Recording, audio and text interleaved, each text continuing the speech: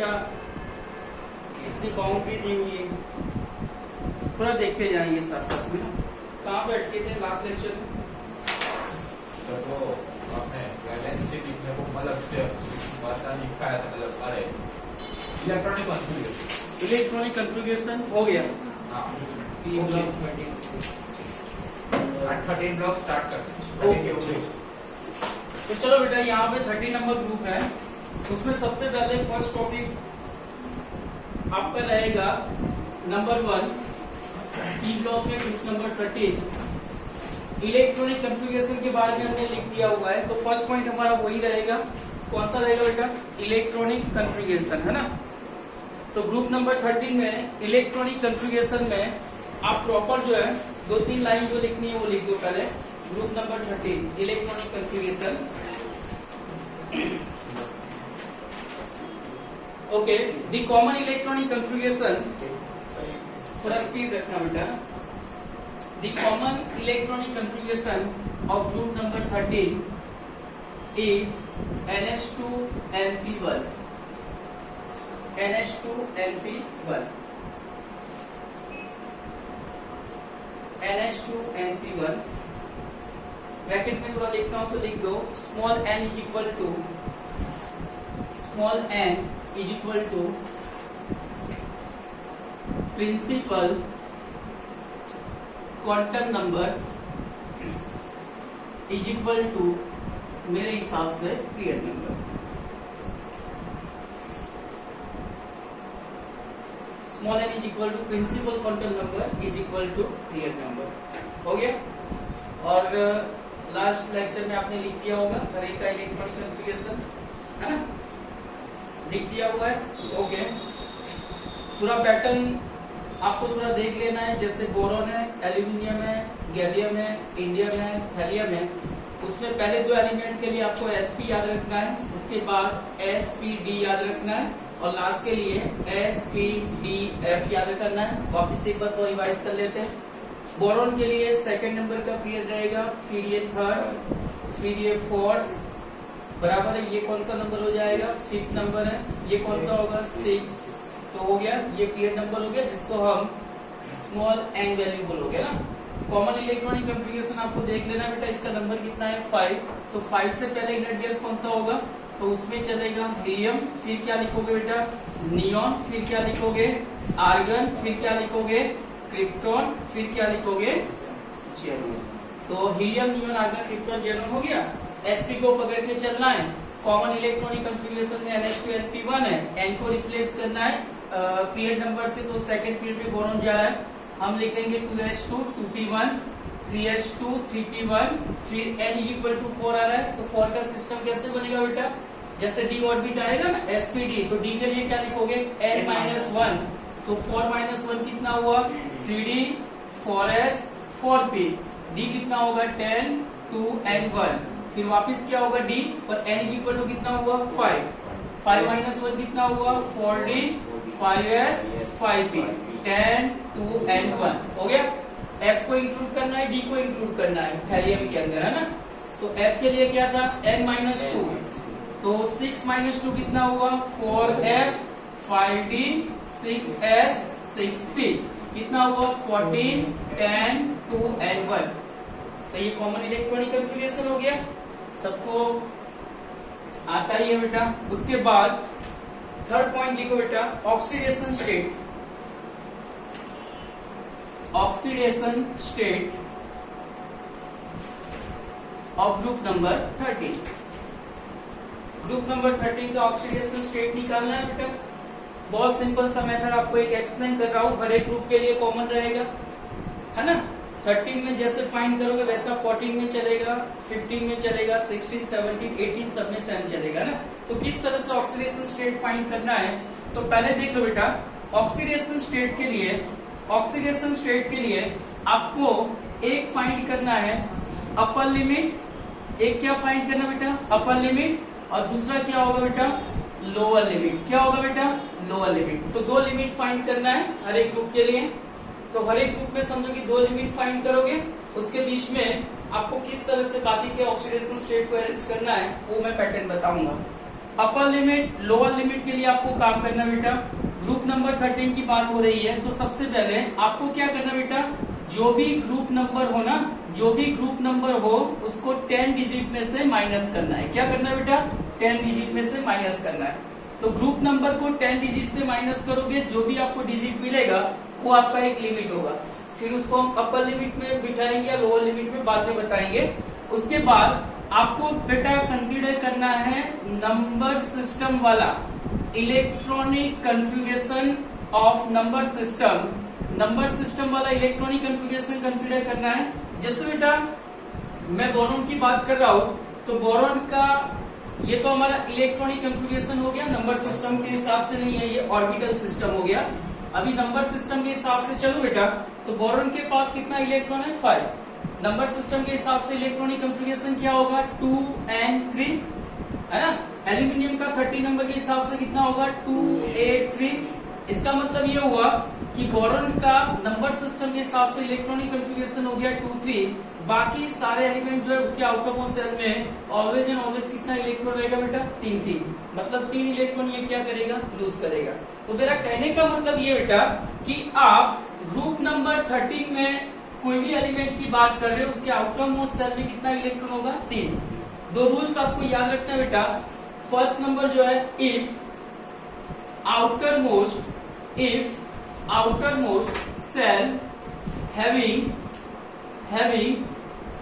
1 2 and 3 electron, outermost shell में कितना electron बेटा, 1 2 and 3। तो वो ऑलवेज क्या करेगा बेटा, लूज ऑफ इलेक्ट्रॉन। क्या करेगा बेटा, लूज ऑफ इलेक्ट्रॉन। और जो इलेक्ट्रॉन लूज करेगा बेटा कैसा बनेगा, पॉजिटिव। क्या बनेगा बेटा, positive. And acquire positive charge, तो वो कैसा बनेगा, पॉजिटिव चार्ज बनाएगा। अभी सर कितना पॉजिटिव चार्ज होगा, 1 इलेक्ट्रॉन लूज करेगा +1, 2 इलेक्ट्रॉन लूज करेगा +2, 3 इलेक्ट्रॉन लूज करेगा +3। सिंपल सा मेथड हो गया। सेकेंड नंबर पे चलोगे, इफ आउटरमोस्ट सेल हैविंग, अभी मैं यहाँ पे 5 6 और 7 इलेक्ट्रॉन बता रहा हूँ। आउटरमोस्ट सेल में कितना इलेक्ट्रॉन बेटा, 5 6 7। तो वहां पे नॉर्मली क्या होगा, गेन ऑफ इलेक्ट्रॉन। कितना इलेक्ट्रॉन गेन करेगा, ऑक्टेट बनाना है ना। ऑक्टेट के लिए 5 को कितना इलेक्ट्रॉन चाहिए, 3। 6 वाला उसको कितना चाहिए, 2। 7 वाले को कितना इलेक्ट्रॉन गेन करना है, 1। तो यहाँ पे हो जाएगा एंड एक्वायर नेगेटिव चार्ज, तो वो नेगेटिव चार्ज बनाएगा। 5 वाला कितना बनाएगा, -3 -2 एंड -1। तो ये कॉन्सेप्ट पे भी चलना बेटा लिमिट निकालने के लिए। तो इलेक्ट्रॉनिक कॉन्फ़िगरेशन आपको कंसीडर करना है ग्रुप नंबर 13 में। बोरॉन का नंबर कितना हो गया बेटा, 5। 5 के हिसाब से कितना हुआ, 2 3। और ये 3 का मतलब क्या होगा, बोरॉन +3 ऑक्सीडेशन स्टेट बनाएगा। अभी बात ये हुई बेटा, ग्रुप नंबर 13 की बात हो रही है, तो ग्रुप नंबर 13 में से हमको 10 डिजिट माइनस करना है। तो एक लिमिट हमको क्या मिल रहा है, +3। नंबर सिस्टम के हिसाब से भी सेम नंबर मिल रहा है, +3। इसका मतलब ये हुआ ग्रुप नंबर या इलेक्ट्रॉनिक कॉन्फ़िगरेशन दोनों से अगर आप ऑक्सीडेशन का लिमिट निकाल रहे हो और दोनों में ऑक्सीडेशन स्टेट पॉजिटिव या नेगेटिव मिल रहा है। अगर मान लो बेटा ग्रुप नंबर 13 में ग्रुप नंबर के हिसाब से +3 बना, इलेक्ट्रॉनिक कॉन्फ़िगरेशन के हिसाब से भी +3 बना, मतलब ग्रुप नंबर 13 वाले कभी नेगेटिव ऑक्सीडेशन स्टेट एक्वायर नहीं करेगा, है ना। तो इसमें सिर्फ और सिर्फ कौन सा रहेगा, पॉजिटिव वाला रहेगा। तो बेटा मैं अपर लिमिट में +3 लगा रहा हूं। अभी क्या होता है बेटा, यहाँ पे लोअर लिमिट मुझे मिला नहीं, क्योंकि दोनों सिस्टम के हिसाब से वो +3 बना रहा है। पर लोअर लिमिट अगर मिला होता तो उसको हम अपर लिमिट में से 2 डिजिट को माइनस करना है। क्या करना है बेटा, 2 डिजिट को माइनस करना है। 2 डिजिट का सिस्टम जो होता है वो इनर्ट पेयर से आया हुआ है। कहां से आया बेटा, इनर्ट पेयर। मैं बताऊंगा इनर्ट पेयर इफेक्ट क्या होता है। पर +3 में से 2 माइनस करो कितना होगा बेटा, +1। +1 में से 2 माइनस करो कितना होगा बेटा, -1। -1 में से 2 माइनस करो कितना होगा, -2। पर मेरा कहने का मतलब ये है कि ये ग्रुप वाले जो है माइनस ऑक्सीडेशन स्टेट फॉलो नहीं करेगा। तो सिर्फ इसमें 2 ही ऑक्सीडेशन स्टेट रहेगा ग्रुप नंबर 13 में, +3 और +1। तो इसका सिंपल सा मेथड हो गया। अपर लिमिट इसका कितना हुआ, +3, और लोअर लिमिट कितना हो गया +1। तो ग्रुप नंबर 13 की बात हो रही है बेटा। ऑक्सीडेशन स्टेट निकालने का, लिमिट निकालने का दो मेथड है। एक तो ग्रुप में से 10 डिजिट माइनस कर लो, आपका अपर लिमिट बनेगा। लोअर लिमिट के लिए इलेक्ट्रॉनिक कन्फिगरेशन पे फोकस करना है। इसके आउटरमोस्ट शेल में 3 इलेक्ट्रॉन है, 3 इलेक्ट्रॉन लूज करेगा, +3 बनेगा, वो आपका लोअर लिमिट होगा। पर इसमें अपर दोनों सिस्टम से एक ही ऑक्सीडेशन स्टेट मिल रहा है +3, फिर इनर्ट पेयर की वजह से 2 डिजिट माइनस करना है, तो 2 डिजिट माइनस करने से +1 बन रहा है, और +1 में से 2 माइनस करोगे -1, तो -1 इसका ऑक्सीडेशन स्टेट नहीं है। तो ग्रुप नंबर 13 में 2 ही ऑक्सीडेशन स्टेट पॉसिबल है, एक हो गया +3 और एक हो गया +1। तो जब भी केमिकल रिएक्शन होगा इसका, तो ग्रुप नंबर 13 के एलिमेंट को या तो +3 बनाओ या तो +1 बनाओ। क्लियर हो गया? Okay good. तो वहां पे एक लाइन लिख दो बेटा, stable oxidation state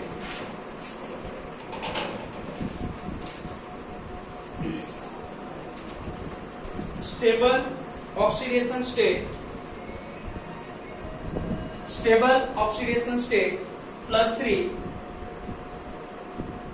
+3 decrease as we move down the group due to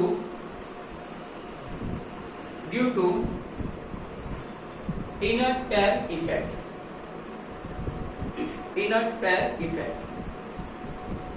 देख लो बेटा यहां पे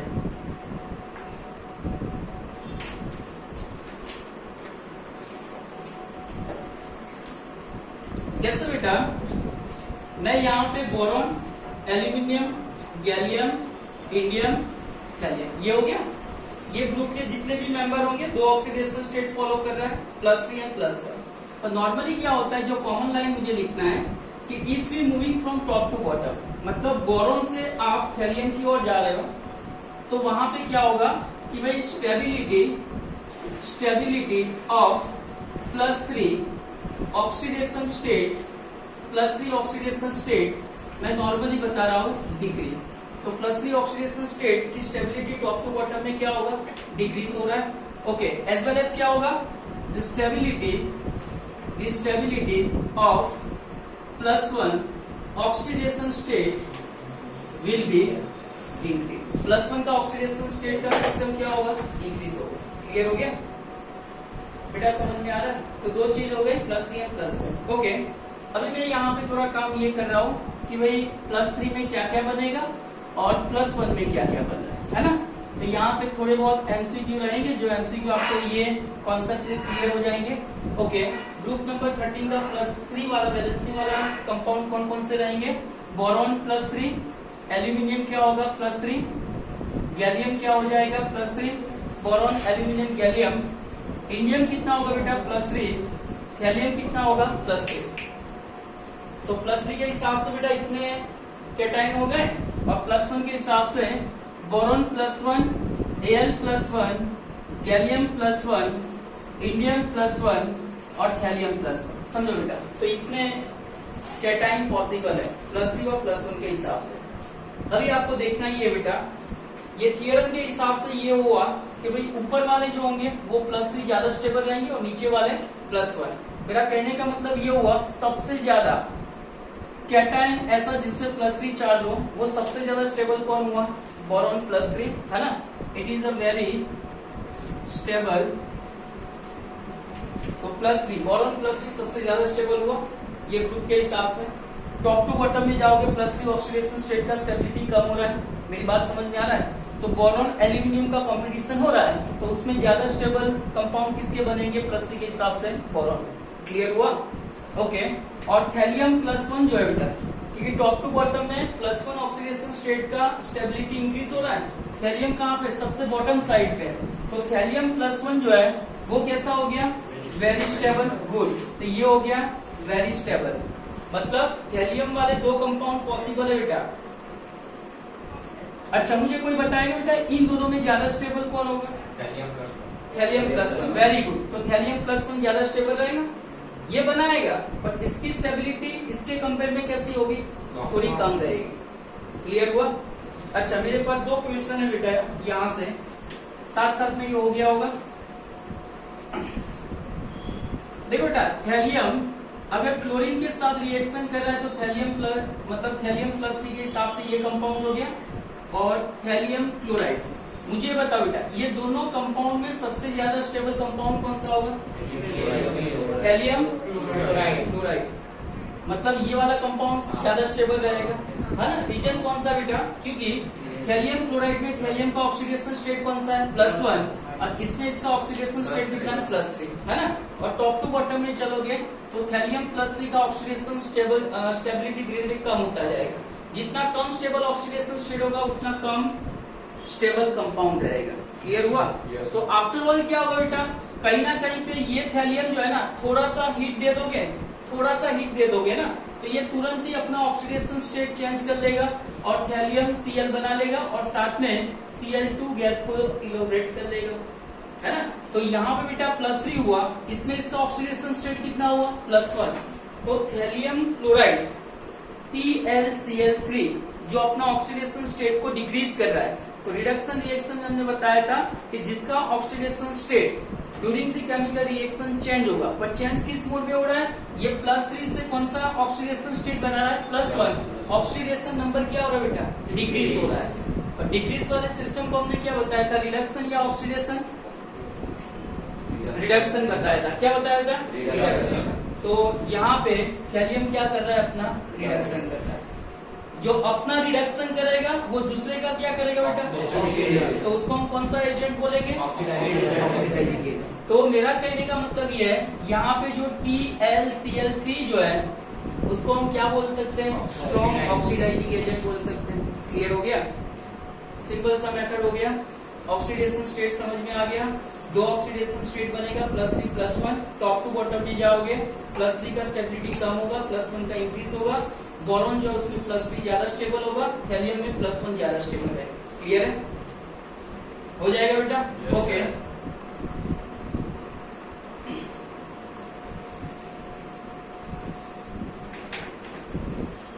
ये टॉपिक में हमने इनर्ट पेयर को इंक्लूड किया हुआ है ना। तो अभी एक टॉपिक का नाम लिखो, inert pair effect. What is mean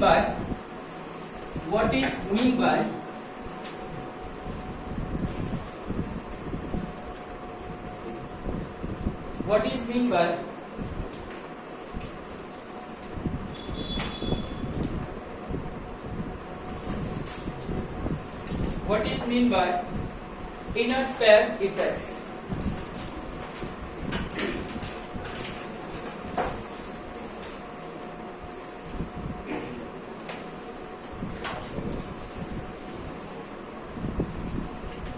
देखो बेटा, inert pair effect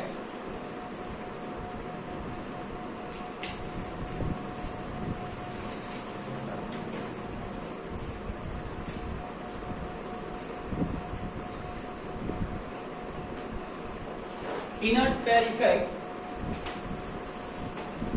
is applicable for group number 13, group number 14 and group number 15.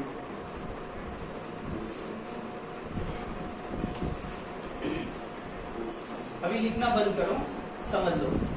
Inert pair effect का मतलब क्या होता है बेटा? बहुत सिंपल सा मेथड है, पर इनर्ट पेयर इफेक्ट जो है वो कहां से कौन से ग्रुप तक चलेगा? ग्रुप नंबर 13 से लेके 15 तक। 16, 17, 18 में उसका इफेक्ट जो है वो धीरे धीरे कम होता जाएगा।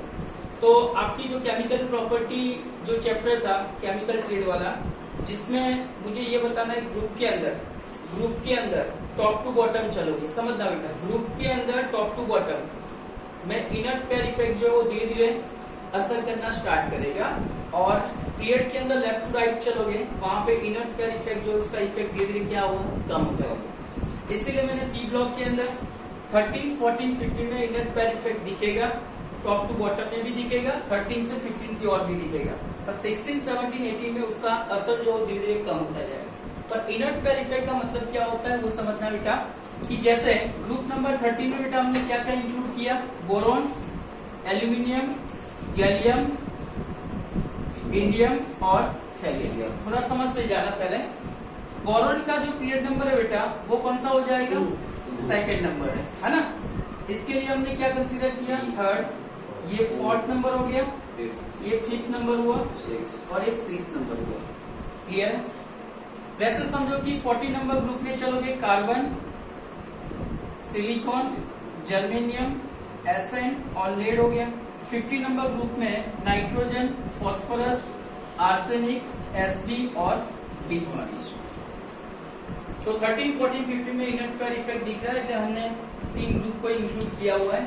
अभी आपको इनर्ट पेयर इफेक्ट को समझना है, पर इनर्ट पेयर इफेक्ट को समझो उससे पहले आपको एक और वर्ड को भी समझना है जिसका नाम होगा सील्डिंग इफेक्ट। एक वर्ड आपको समझना है सील्डिंग इफेक्ट, इसका और एक नाम है स्क्रीनिंग इफेक्ट। कौन सा बेटा, स्क्रीनिंग इफेक्ट।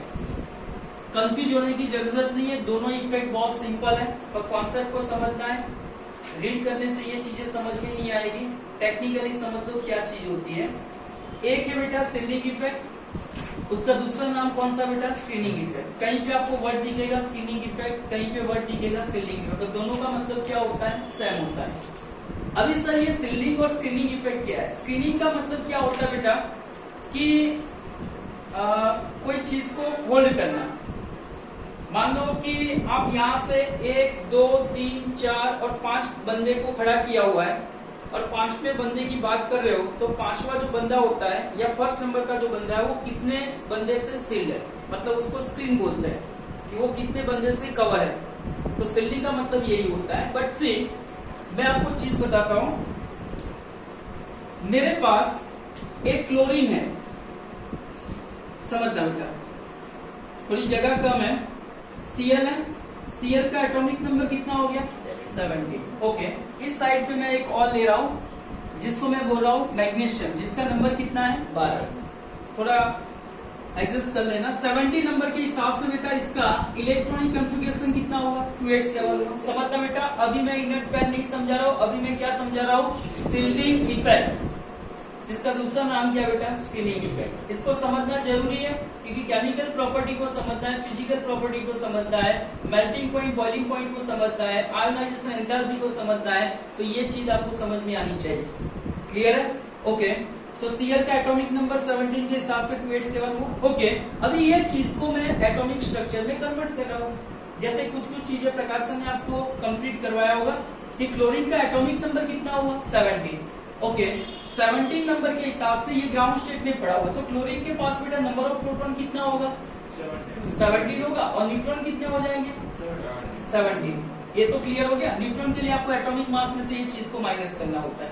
चलो इतना क्लियर हो गया। बट से यहाँ पे समझो बेटा, ये एक न्यूक्लियस है, ये न्यूक्लियस के अंदर मैं लिख रहा हूँ 17 प्रोटॉन एंड 17 न्यूट्रॉन। तो ये न्यूक्लियस में बेटा कौन सा चार्ज होगा प्रेजेंट, न्यूट्रॉन तो न्यूट्रल होता है, पर पॉजिटिव चार्ज के हिसाब से कौन बेटा, प्रोटॉन। तो ये न्यूक्लियस में कौन सा चार्ज रहेगा, पॉजिटिव। कौन सा चार्ज रहेगा बेटा, पॉजिटिव, क्योंकि न्यूट्रॉन तो न्यूट्रल होता है, उसका कोई चार्ज नहीं होता है, तो न्यूक्लियस में कौन सा चार्ज रहेगा, पॉजिटिव चार्ज। समझना बेटा। अभी मैं क्या कर रहा हूं बेटा, ये एक ऑर्बिट हो गया, फर्स्ट सेल है, n=1। ये बेटा हो गया आपका सेकंड सेल हो गया, समझना बेटा। ये आपका हो गया थर्ड सेल, क्योंकि हमको 3 सेल की बात बतानी है बेटा, है ना। फर्स्ट सेल में कितना है, 2, सेकंड में कितना हुआ, 8, थर्ड में कितना है, 7। अभी देखो बेटा, मैं अरेंज कर रहा हूं इलेक्ट्रॉन। ये इलेक्ट्रॉन को आप अच्छी तरह से देखो बेटा, ये इलेक्ट्रॉन का अरेंजमेंट से आपको 2 चीज मिलेगी। ऐसे इलेक्ट्रॉन का सिस्टम सेल पड़ा हुआ जो इलेक्ट्रॉन से फुलफिल है, और एक सेल ऐसा है जो इलेक्ट्रॉन से फुलफिल नहीं है, जिसको हम क्या बोलते हैं बेटा, वैलेंस सेल, है ना। तो इसमें बेटा ये जो 7 इलेक्ट्रॉन जहां पे पड़े हुए जो सेल है, जो आउटर मोस्ट सेल है, जिसको हम वैलेंस सेल बोलेंगे, और उसके अलावा वाले जो इलेक्ट्रॉन है, जैसे फर्स्ट सेल में कितना चाहिए, 2 तो 2 है, सेकंड में कितना चाहिए, 8 तो 8 है। तो ये दोनों मिलके 10 नंबर बना रहे। 10 नंबर का मतलब क्या हुआ, नियॉन हो गया, वो इनर्ट इलेक्ट्रॉन का कॉन्फ़िगरेशन हो गया। तो देखो बेटा, यहाँ पे मैं लगा रहा हूँ 2 इलेक्ट्रॉन, सेकंड में हो जाएगा 1, 2, 3, 4, 5, 6, 7 और 8। तो ये हो गया 8 इलेक्ट्रॉन का सिस्टम हो गया। अभी बाहर का जो है बेटा उसमें हम थोड़ा 1 2 3 4 5 6 7 8 और हमको कितना लग रहा है बेटा 4। तो ये पैटर्न हो गया बेटा। तो अंदर वाला जो होता है उसको नॉर्मली क्या बोलेंगे, न्यूक्लियस है। तो न्यूक्लियस में नंबर ऑफ प्रोटॉन रहेगा। आउटर मोस्ट सेल में हमारे 7 इलेक्ट्रॉन है, उससे अलावा वाले जो ऑर्बिट है जो इलेक्ट्रॉन से फुलफिल है उसको हम बोलेंगे इनर्ट कोर। क्या बोलोगे, इनर्ट कोर। और इनर्ट कोर के अंदर जो इलेक्ट्रॉन है उसको हम क्या बोलेंगे, इनर्ट कोर इलेक्ट्रॉन। क्या बोलोगे, इनर्ट कोर इलेक्ट्रॉन। और ये बाहर का इलेक्ट्रॉन हो गया। हमारा केमिकल बॉन्डिंग जब होगा उस टाइम पे कौन सा इलेक्ट्रॉन रिएक्शन में टेक पार्ट करेगा बेटा, इनर्ट कोर इलेक्ट्रॉन करेगा, नहीं करेगा। बाहर का जो सेल है वही करेगा।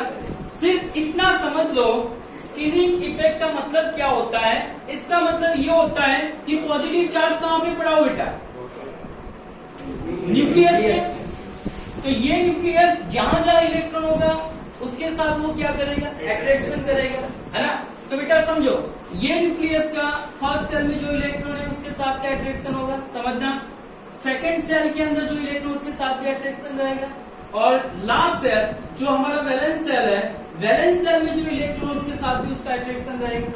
मेरा कहने का मतलब क्या है, ये न्यूक्लियस हर एक सेल में चाहे इनर्ट कोर वाले इलेक्ट्रॉन हो चाहे आउटर मोस्ट सेल वाले इलेक्ट्रॉन है उनके साथ क्या करेगा, अट्रैक्शन करेगा। अभी हुआ क्या कि भाई इनके साथ का व्यवहार हो गया अट्रैक्शन वाला। तो मुझे ये बताओ बेटा, ये जो हमारा फर्स्ट सेल है, ये सेकंड सेल हुआ, ये थर्ड सेल हुआ। हर एक सेल में इलेक्ट्रॉन है, तो थर्ड सेल और सेकंड सेल में जो इलेक्ट्रॉन है, ये दोनों इलेक्ट्रॉन के बीच में क्या होगा, रिपल्सन होगा। ओके, ये वाला समझो कि आपका सेकंड है, फर्स्ट सेल है, तो इन दोनों के बीच में भी क्या होगा, रिपल्सन होगा। मेरा कहने का मतलब ये बेटा कि न्यूक्लियस में पॉजिटिव चार्ज है, वो पॉजिटिव चार्ज समझना बेटा, वो पॉजिटिव चार्ज इनर्ट कोर वाले इलेक्ट्रॉन है उसके साथ का एक अट्रैक्शन वाला व्यवहार है और आउटर मोस्ट सेल के साथ का एक अट्रैक्शन का व्यवहार है। तो ये वाला ओवरऑल चीज, इसमें दो चीज चल रही है, अट्रैक्शन वाला भी सिस्टम चल रहा है, रिपल्सन वाला भी सिस्टम चल रहा है। तो ओवरऑल क्या होगा, आपको ये देखना है कि इसमें फाइनली अट्रैक्शन फोर्स का मैग्नीट्यूड कितना है, रिपल्सन फोर्स का मैग्नीट्यूड कितना है। और उन दोनों का हिसाब फाइनली या तो प्लस जाएगा या तो माइनस, या तो आपका आंसर जो है अट्रैक्शन फोर्स में चलेगा या तो रिपल्सन फोर्स में चलेगा। तो ये वाला सिस्टम जो बनता है, ये पूरा जो आपको दिखा मैग्नीट्यूड वाला, या तो अट्रैक्शन फोर्स में लेके जाएगा या तो रिपल्सन फोर्स में लेते हैं। तो ये पूरा जो सिस्टम है अंदर का जो अट्रैक्शन और रिपल्सन की जो हमने बात बताई, ये न्यूक्लियस जो इनर्ट कोर वाले इलेक्ट्रॉन है उसके साथ का अट्रैक्शन, आउटर मोस्ट सेल वाले जो इलेक्ट्रॉन है उसके साथ का अट्रैक्शन, और इलेक्ट्रॉन इलेक्ट्रॉन के बीच में जो रिपल्सन हो रहा है, पूरा ये जो कॉन्सेप्ट है उसको हम नॉर्मली क्या बताएंगे, स्क्रीनिंग इफेक्ट। क्या बताओगे, तो इसको हम नॉर्मली क्या बोलते हैं, सीलिंग इफेक्ट बोलते हैं। क्या बोलते हैं। अभी जो समझना है वो समझना है ये कि जितना सील्डिंग इफेक्ट क्या होगा बेटा, जितना सील्डिंग इफेक्ट पुअर होगा उतना अट्रैक्शन फोर्स क्या होगा बेटा, स्ट्रांग होगा। और जितना सील्डिंग इफेक्ट कैसा रहेगा, स्ट्रांग, उतना अट्रैक्शन कैसा रहेगा, कम रहेगा। मेरी बात समझना बेटा। तो यहाँ पे सबसे पहले आपको दो चीज ध्यान रखना है। स्क्रीनिंग कभी कहाँ पे पूछेंगे नहीं कि what is mean by screening या सील्डिंग इफेक्ट, पर what is the shielding effect तो आपको समझ में आना चाहिए। ये एक टाइप का अट्रैक्शन फोर्स का इफेक्ट है, रिपल्सन फोर्स का इफेक्ट है, जो इलेक्ट्रॉन इलेक्ट्रॉन और इलेक्ट्रॉन न्यूट्रॉन जो न्यूक्लियस होता है उसके बीच में होता है। तो इतना चीज जो है बेटा बहुत अच्छी तरह से क्लियर कर लेना। तो ये स्क्रीनिंग इफेक्ट का अट्रैक्शन फोर्स के साथ रिलेशन क्या होगा। तो सिंपल सी बात है बेटा, यहाँ पे हमारा एक चीज हो जाएगा भाई, स्क्रीनिंग, समझना बेटा, स्क्रीनिंग इफेक्ट या shielding effect inversely proportional to क्या हो जाएगा, अट्रैक्शन फोर्स। बहुत सिंपल सी बात है, जितना सील्डिंग इफेक्ट पुअर होगा उतना अट्रैक्शन क्या होगा, ज्यादा, और जितना सील्डिंग इफेक्ट स्ट्रांग होगा उतना अट्रैक्शन फोर्स कम होगा। अभी सर हमको समझ में कैसे आएगा कि कब स्क्रीनिंग इफेक्ट ज्यादा होगा कब कम होगा। तो मैं आपको एक सीधा सा लॉजिक दे देता हूं, समझना बेटा।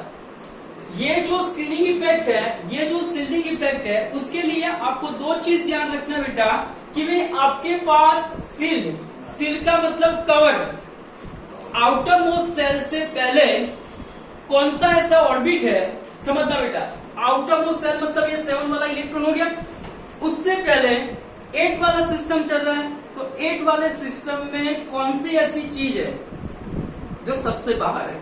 एस ऑर्बिट है कि पी ऑर्बिट है कि डी ऑर्बिट है कि एफ ऑर्बिट है? पहले उसमें फोकस करना है कि जैसे अगर एस ऑर्बिट की मदद से आउटरमोस्ट सेल कवर हो रहा है तो एस अगर प्रेजेंस है तो वहां पे सील्डिंग और स्क्रीनिंग इफेक्ट कैसा होगा? सबसे पावरफुल। पर जैसे पी आ गया, पी ऑर्बिट से कवर है तो उसमें सील्डिंग इफेक्ट थोड़ा कम होगा। डी ऑर्बिट है तो उसमें सील्डिंग और पुअर हो जाएगा, और एफ ऑर्बिट में सबसे ज्यादा पुअर सील्डिंग इफेक्ट होगा। क्लियर होगा? धीरे धीरे होगा, समझो पहले इतना माइंड में रखो। एस ऑर्बिट है तो सील्डिंग इफेक्ट कैसा होगा? स्ट्रॉन्ग होगा। पी में कम हुआ, डी में और कम हुआ, और एफ में और कम। तो एस से एफ की ओर चलोगे, सील्डिंग इफेक्ट जो होता है वो धीरे धीरे कैसा बनता जाएगा? पुअर बनेगा। और सील्डिंग इफेक्ट पुअर बनेगा तो अट्रैक्शन फोर्स क्या होगा? बढ़ेगा। क्लियर है? इतना क्लियर हो गया? सील्डिंग इफेक्ट जो है वो थोड़ा बहुत माइंड में बैठा, मैं उसके बारे में 2-3 चीजें जो है लिखवा दूंगा। और स्क्रीनिंग इफेक्ट में आपको सिर्फ इतना ध्यान रखना है, it is nothing but it is what? आपका जो न्यूक्लियस है वो आउटर मोस्ट सेल इलेक्ट्रॉन जो है उसके साथ का अट्रैक्शन कैसा रहेगा, और इनर्ट कोर में जो इलेक्ट्रॉन है उसके साथ में अट्रैक्शन। तो अट्रैक्शन की बात हो रही है 2 इलेक्ट्रॉन के बीच में, आउटर मोस्ट सेल और इनर्ट कोर इलेक्ट्रॉन के बीच में। That is the screening effect. और स्क्रीनिंग इफेक्ट समझो कि आपको ये देखना है फिर इनर्ट कोर का लास्ट ऑर्बिट कौन सा है वो देख लो, एस है तो स्क्रीनिंग इफेक्ट कैसा होगा? ज्यादा होगा। इनर्ट कोर ऑर्बिट का लास्ट ऑर्बिट कौन सा है? पी, तो उसमें देखना है भी एस से थोड़ा कम होगा। डी और एफ है तो उसमें कैसा होगा? सबसे कम होगा। इतनी चीज क्लियर हो गई। और स्क्रीनिंग पे आपको देख लेना है कि स्क्रीनिंग ज्यादा है तो अट्रैक्शन क्या होगा?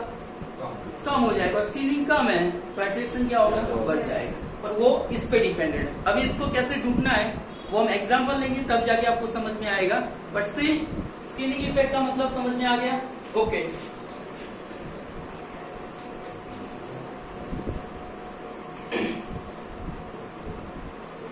ये थोड़ा ध्यान रखना है, S P D F, S से एफ की ओर चलोगे सील्डिंग इफेक्ट जो है वो धीरे धीरे पुअर होता जाएगा।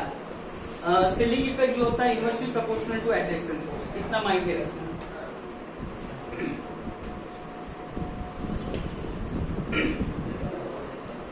अभी देखो बेटा, इसको हम थोड़ा